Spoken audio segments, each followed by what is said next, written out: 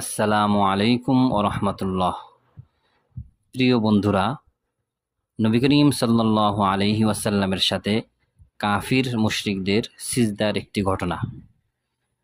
নবুয়তের পঞ্চম বছর রমজান মাসে নবী করিম সাল্লাল্লাহু আলাইহি ওয়াসাল্লাম হারাম শরীফের উদ্দেশ্যে বের হন।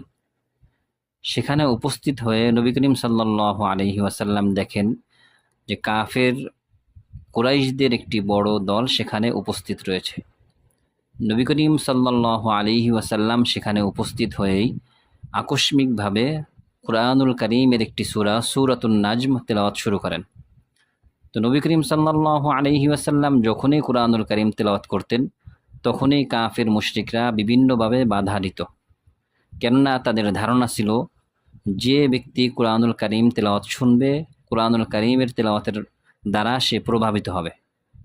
এমনকি কাফিরদের একজন ব্যক্তি সে মক্কার বাইরে চলে যায় এবং বিভিন্ন কবিতা এবং অশ্লীল বাক্য শিখে আসে।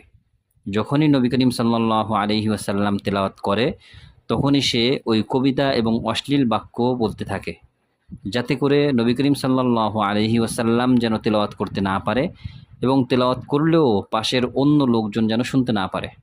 আল্লাহ তাআলা এই ব্যাপারে কুরআনুল কারীমের মধ্যে বলেন, وقال الذين كفروا لا تسمعوا لهذا القرآن والغوا فيه لعلكم تغلبون। অর্থাৎ কাফেররা পরস্পরে বলাবলি করে যে তোমরা এই কোরআন শ্রবণ করো না এবং তোমরা শোরগোল করো, যাতে করে তোমরা বিজয়ী হতে পারো। কিন্তু এই দিন যখন নবী করিম সাল্লাল্লাহু আলাইহি ওয়াসাল্লাম তেলাওয়াত শুরু করেন, নবী করিম সাল্লাল্লাহু আলাইহি ওয়াসাল্লামের সুললিত কণ্ঠের মধুমাখা চমৎকার তেলাওয়াত যখন তাদের কানের মধ্যে যায়, তখন তারা বিরোধিতা করবে তো দূরের কথা, বাধা দিবে তো দূরের কথা, বাধা দেওয়ার চিন্তাও করতে পারে নাই। বরং তারা নবী করিম সাল্লাল্লাহু আলাইহি ওয়াসাল্লামের তেলাওয়াত গভীর মনোযোগ সহকারে শুনতে লাগলেন।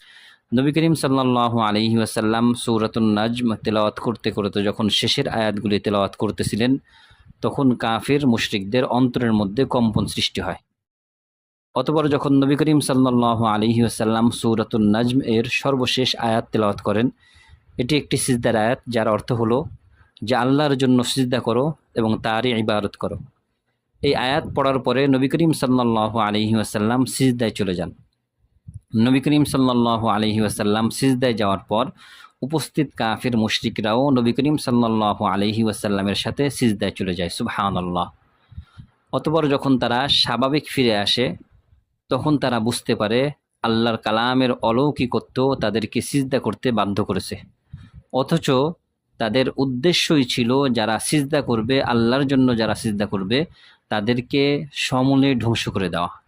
কিন্তু তারাই এই দিন নবী করিম সাল্লাল্লাহু আলাইহি ওয়াসাল্লামের সাথে সিজদায় লুটে পড়ে। সুবহানাল্লাহ।